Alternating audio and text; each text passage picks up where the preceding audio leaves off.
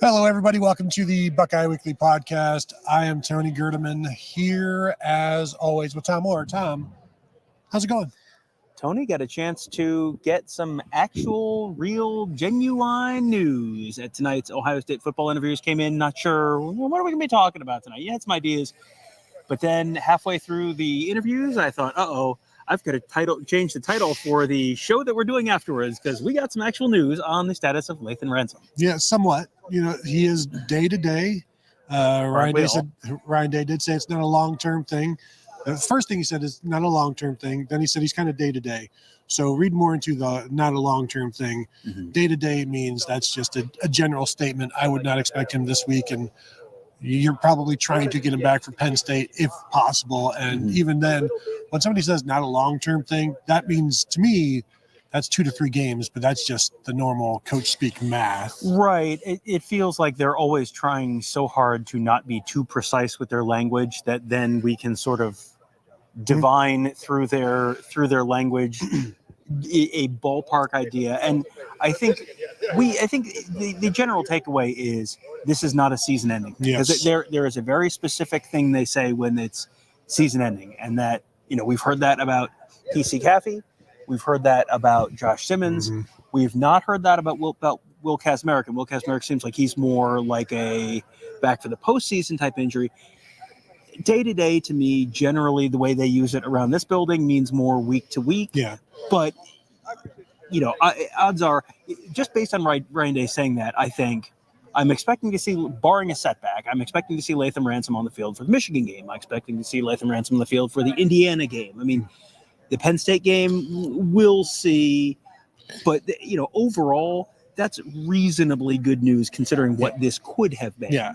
Day-to-day meaning it was Saturday to Saturday type of thing. We'll see how it goes. And one thing that Lathan Ransom is a very quick healer. We've learned that over his career through all of his different injuries. Yeah, he has had a ton of serious injuries and unrelated, not the same injury over and over again where it's like, oh, this guy's got bad knees or whatever. He gets back quickly. He does. And that's not just a genetic thing. That's not just a lucky thing. They've talked about how hard he broke his leg in the Rose Bowl against Utah, and it was going to be a 9-month thing. And they talked about how incredibly hard he worked with Adam Stewart, the trainer and rehab guy. And that's something that if you put in the work and if you follow all the stuff that they're asking you to do to the letter, that helps with that. And I'm sure that's sort of what he's doing right now. Also back then, 4 gallons of whole milk per day to help the bones heal. I like the fact that we're treating the end of the 2021 college football season as if it was sometime back in 1966. You got to look at the entire pyramid of food to figure out how to help yourself. But so now without Lathan Ransom, who do they turn to? They're taking a look at everybody. Would not be shocked if Jordan Hancock gets an opportunity to play some of that strong safety, or maybe he's a free safety and Caleb Downs goes to strong safety. I don't think they're too concerned about moving Downs around because that free safety and the strong safety, they have to play each spot because of the motion or, the side of the field, strength of the field, that sort of thing. And so does the nickel. The nickel has to become a free safety or, what have you, based on a player or receiver going into motion. So I don't think that's such a huge thing. I just think maybe the veteran nature of Hancock wouldn't be a bad idea. But this is also would be a great opportunity for Malik Hartford to step in. We know how they feel about Jalen McClain. Do you expect it to be just one guy, or do you think can you go with a couple of different options there, or should it just be one guy to get him comfortable? Yeah, it's kind of an interesting question because if you do just one guy, you're sliding. I mean, to do truly just one guy and not move Caleb Downs around, you're putting in Jalen McClain. Jalen McClain is the backup at that bandit boundary safety position. He's also a true freshman. I don't think that putting a true freshman on the field is going to be the first choice. That's just my guess, but it just feels like you have veteran options on this team. And the more you think about it, the more it feels like if you can put probably Lorenzo Styles Jr. in at nickel and slide Jordan Hancock back to one of the safety spots. And we, either one, maybe he's the adjuster and then you slide Downs over to the Bandit spot, you are keeping, that's all veteran guys. That's all guys who've been in the program multiple years. It's guys who've been, and Caleb Downs. Caleb Downs is the exception to every rule. Caleb Downs is it's like the Jeremiah Smith exception, where it's like, well, you're not going to trust a freshman. Well, I mean, obviously, except for Caleb Downs. Caleb Downs last year or Jeremiah Smith this year. It feels like that's probably the highest floor where you feel, you've seen Lorenzo Styles out there in the dime package already in meaningful, he has not just been a backup guy. He's been out there in meaningful roles. You could see them kick Jermaine Matthews over there as well. Obviously are big on him. It feels like they may want to keep him outside. So maybe maybe it's Styles, Hancock at the adjuster, and Downs at the Bandit. But I think that's a different answer than I gave on Tuesday, because I was thinking, well, you really don't want to move people around. But then it's like, boy, you really don't want to have it be, or you could put Malik Hartford in there and he's a second-year guy, and then you're not losing Hancock. So, well, and Jermaine Matthews spent the entire spring at nickel, so he got that experience. Well, we'll see. I'm just wondering if for 45 plays it's Hartford, and for 25 plays it's Hancock, or that's another. Do they just go with one guy, or is it now we'll try this guy because we've still working it out. We've seen what we've seen in practice, but it's going to be a different thing to see it happen in a game. The other injury news is still the Josh Simmons thing. Zen Michalski is still there. Ryan Day pretty confident about him and the fact that they felt like he's had a strong camp and he's had strong practice, and he's a fourth-year guy. He's experienced in that way. He's been around for a while. They had confidence in him going into the situation in Oregon, and then confidence coming out. And then he's used these last, 4, 5, 6 practices to build it even more. And as we said the last time that we talked, the fact that it's still him and nobody else is the best sign out of all of this. Right. I think there was if they went into last week with, Zen Michalski's plan A, and then we got to this point and it was, actually, we're going to do something else because we think something else might be better. That's a little like when Michigan was going to start Alex Orji all season. Then it was like, surprise, it's game week and it's Davis Moore. And it was like, what? And that was not good news in that case. This feels like good news, because you've seen this guy at left tackle all spring. You've seen this guy at left tackle all fall camp. You saw this guy at left tackle against Oregon. You've seen this guy at left tackle the last couple of weeks. They obviously feel like he's going to be able to do the job. And is he going to be able to do the job as well as Josh Simmons? That remains to be seen. I think that's probably not going to be the standard for the first couple of weeks. But if he can do the job well enough, you can sort of plan around that a little bit. You can help him out a little bit. Now that you've had a little bit of time to think about it and plan through it, you can be a little bit more intentional with, hey, you put the tight end, set the tight end on that side of the formation. Have your running back help out on that side of the formation, rather than when he got thrown, he got thrown into the game in the middle of second quarter, and it was just kind of like, now what? Yeah. I think one of the other benefits is that he knows all of the footwork. He knows all of the hand placements. Being on the left side, he knows everything is the right handedness for him, and it's not you bring over a right guard, and now everything is kind of opposite with stances and dropbacks and all of that. So the pass sets and all of those things. This is what he's done. This is what he's been. So this would be the most seamless thing, and now it's going to be that way until it can't be that way, and so you're going to give them a while, but also this is the option they want to work, and so they're going to try to make it work, and we'll see if it in fact does. Anything from any we talked with Emeka? Yeah, Emeka Ibuka, Cody Simon. Those are the two that I was around, other than Ryan Day. Emeka Ibuka talked about the loss to Oregon, and this is not the first game he has lost at Ohio State, but this is the first game he's lost at Ohio State where there's a 12-team college football playoff. And the reality of what a loss meant in previous seasons versus what a loss means right now is very different, because all of a sudden you're going from, well, boy, now you need everything to fall exactly right, to, well, you probably shouldn't lose another game, but even then you're probably still okay to at least get in. And once you're in, you see where you go from there. but I mean, Ryan, they talked about the fact that last Tuesday was still everyone was thinking about the Oregon game, and you had a little bit of extra time to do that because you didn't have a game last weekend.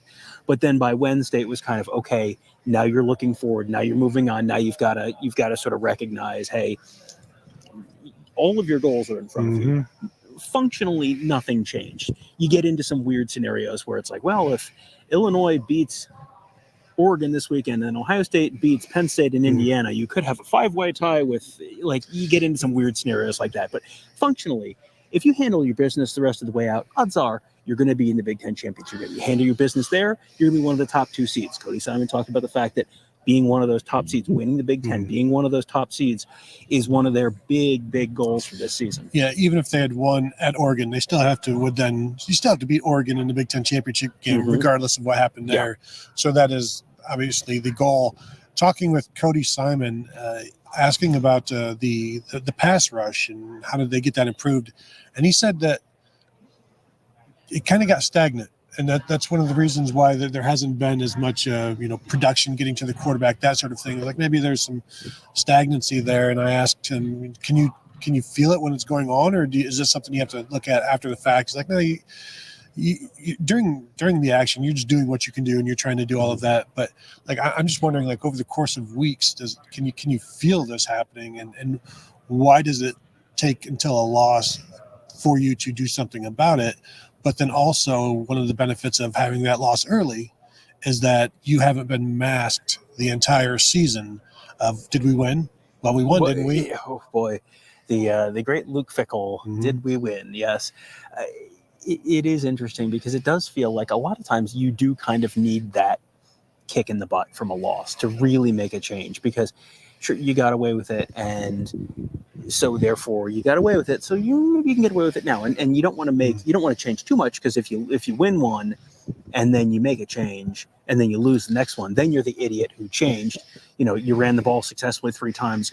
Why would you throw it the 4th time and get it intercepted? You stick with what works. So I think there's a little bit of that probably at work. Well, now the problem has been solved. They have lost a game and they had a week off. So it's like, well, if you're going to make a change, this is the time to make a fairly substantial change. Yeah, very much.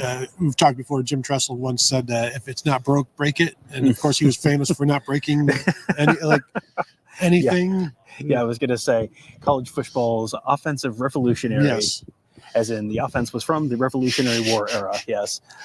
Kevin, got any questions down there? We have a couple. Because Tom, I'm sure you're done. We have a couple, and people are very upset with Tom's wardrobe. Not the Met blue underneath, but the Michigan blue on top, and they think that you were traumatized as a child or something. Well, that's beside the point. That's neither here nor there. Both things can be true. Yes, that's why I'm so easily triggered. Steve, what are the chances of LJ retiring at season's end? What are the chances of Larry Johnson retiring at season's end?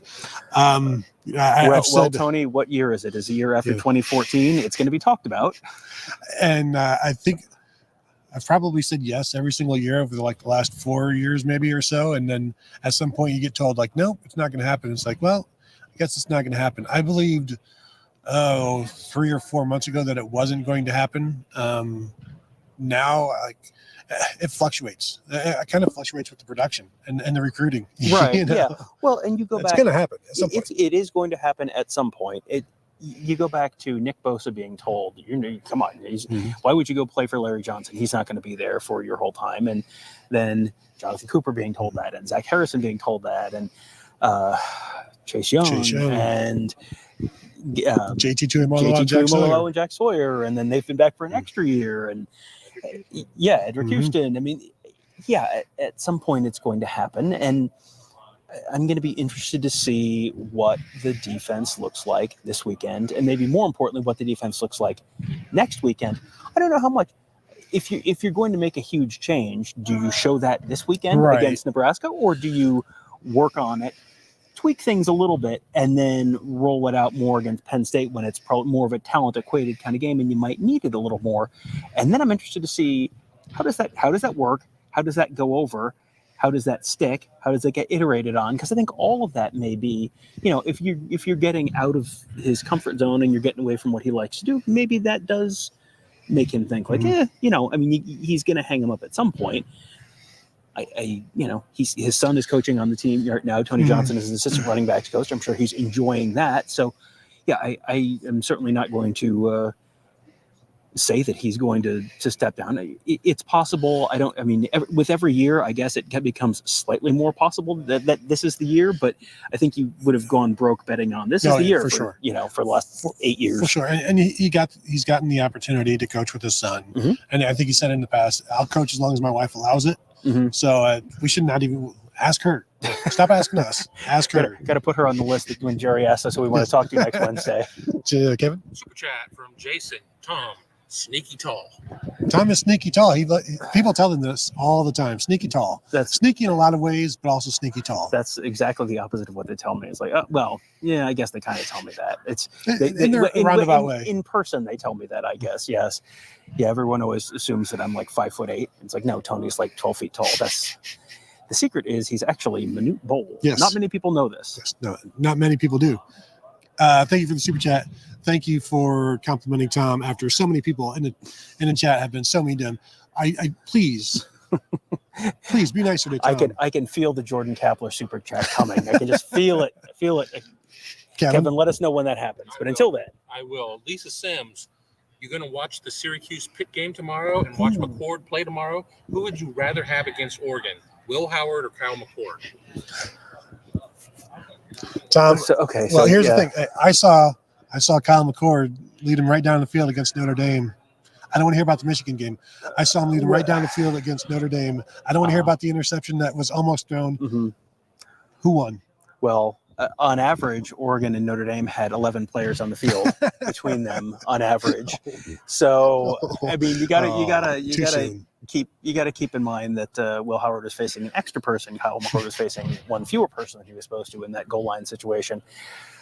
I think right now Ryan Day is probably going to take Will Howard, and that's not to say Kyle McCord's not a good quarterback. You are seeing what Kyle McCord is doing at Syracuse right now, and he's having a heck of a season. And this is Fran Brown's first year there, and Fran Brown is a defensive coach. So a school where there's not a ton of talent, and they were not great in the last couple of years of the Dino Babers era. And Babers was an offensive guy, so it was like really not working. So to bring in McCord and have him lead them to the season he has, that's great. Like, he's having a fantastic season. I'm absolutely mind-boggled at the idea that either Syracuse it's quite possibly Syracuse and Pitt could both be 6-1 and ranked by this time. 6-1. Yeah, well, yeah. But I think if you look at what Will Howard has brought to this offense this year, I don't think you can look at Kyle McCord and go, I like him way better in terms of throwing this type of pass or this type of thing. He's probably got a stronger arm probably, but I don't think there's a huge difference there. The big difference between them is what Will Howard's legs can bring to this offense, especially with Chip Kelly calling plays. Kyle McCord has had a great year. Fran Brown talked about sending Ryan Day a bottle of champagne.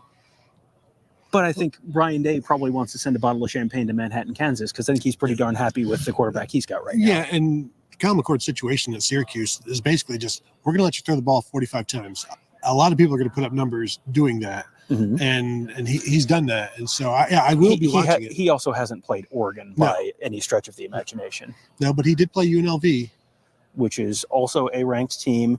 And I feel like I have to keep saying, like, I'm rooting for Kyle McCord to have a great season. Like, Kyle McCord was a great kid while he was at Ohio State, did a nice job at Ohio State. You want to see him succeed just the way you wanted to see Joe Burrow succeed when he left Ohio State.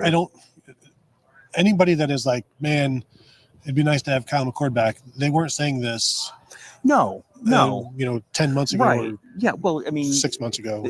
The first throw to Marvin Harrison in the Michigan game where Will Johnson jumps it, picks it off, and then that sets up Michigan's first touchdown in the game they won by 6 points. Like, at that point, you were not thrilled with Kyle McCord, and there were plenty of points last year where you weren't thrilled with Kyle McCord. This time last year, I never would have thought Will Howard would be at Ohio State, and I never would have thought he'd be playing this well. I think he's got really good receivers to throw to, so you could put a lot of people in this spot and see how they do. And we saw, Kyle McCord in this spot right now. I think last year, Will Howard, I think, is number 4 in pass efficiency nationally, something like that. So the completion percentage continues to climb, which is something that he was never able to do really at Kansas State because, Yeah, well, and I think this may be a situation where this is as win-win as it gets. Kyle McCord is now in a spot where he can just open it up and fling it, and he is a far more talented player than virtually anyone on those fields on either team. I don't think they play Clemson this year. They haven't played Miami yet. He is. We'll see the Kyle McCord Cam Ward matchup. That'll be a great transfer portal bowl for the quarterbacks. That's last week of the season or next to last week of the season. But yeah, I think Fran Brown, Kyle McCord, Will Howard, Ryan Day, I think all of them are going to say A+, 5 stars would do this again. I would like to see if Kyle could get a 5th year because he played in 5 games. And the 5th game was just like handing the ball off. Right. So with the NCAA being as lenient as they are right now, can they get that year back? Does he want it, or is he ready to go to the NFL and cash in? With the 2025 quarterback class being what it is in the NFL draft, he might want to go be the second best quarterback in the class and go make his money. Who would want to leave Syracuse? Kevin? Market X. Are Tom and Tony rooting for the Yankees to stick it to Kevin? Are we rooting for the Yankees to stick it to Kevin? No, because who roots for the Yankees? I would, other than Cowboys fans, which Kevin is. So, Kevin, this is your second team, right? This is your Yankees are your number 2 team. Were you excited about the Lakers last night? How about Duke? Have you seen them lately? Cooper Flag, number 1. That's right. Yeah, no, you can. I'm trying to think. Have you ever rooted for the Yankees? If it ever became a true World Series and somehow the Yankees were playing North Korea, okay, all right, I would have to get one of those like big Kim Jong-il posters or Kim Jong-un. Sorry, unless I'm going real old school. I cannot really. The Koreans summon have some a scenario. They've got some good pitchers. They got some submariners. They can. Bring it. Park is like 60. Yeah, Byung-Hun Kim against the Yankees in the World Series didn't go great. If you recall, worked out okay eventually. But Kevin, are we good? Hummus Hero. I keep reminding people that Howard's stats are far better than McCord's this season and is outpacing Kyle last year. Currently, Will is 4th nationally in passer rating. McCord is about 30 spots behind. Yeah, I don't really have any complaints about Will Howard's play.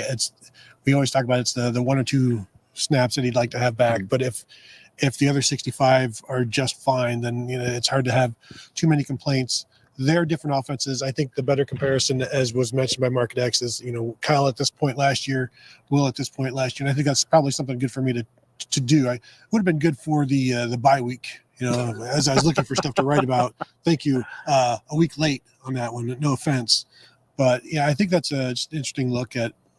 That's the better way to measure it rather than why aren't you throwing it like Andre Ware at Houston? Yeah, well, and it's a very different offense, and you kind of got some different goals. At Syracuse, you can just kind of cut it loose, and if you lose a game, you lose a game. Yeah. And if you go 9-3 at Syracuse, that's a massively successful season, and everyone's doing cartwheels. If you go 9-3 at Ohio State, you've got torches and pitch. In a 9-3 Ohio State football season, Tony, sell torches and pitchforks. That's good advice. That's true. One thing I did want to mention before we wrap things up, Cody Simon was asked about Denzel Burke and how he's sort of bounced back. I was sort of hoping we would get a chance to talk to Denzel Burke. He was not brought out tonight, but he was just talked about Denzel really refocusing on fundamentals last week, and just sort of going back to the basics. Said he had really good practices. I don't know what else he's going to say, but that is the report. The report on Denzel Burke, who I know has also been sort of a topic of great interest around the Ohio State football fan base. Well, and fundamentals is what I would say was lacking a great deal in that game, because as we've talked about, just sitting at the first down marker, not being able to flip and run with receivers. I think that's going to reset you and be like, well, I got to get back to basics, and I have, and that goes for the entire defense and the offense. That's one of the things you do on an off week is, all right, you got to start focusing back on the hand placements and the foot placements and the fundamentals. So that'll do it That'll do it. Go ahead and hit the thumbs up before we go. We'd appreciate that. And of course, continue to find us at BuckeyeHuddle.com. Now is a great time to become a premium subscriber. Go ahead and sign up right now, $4.99 for the first month. Check us out there and say hello to us there on the message board. We'd love to see you there. So thank you all for tuning in, and we'll talk to you guys later.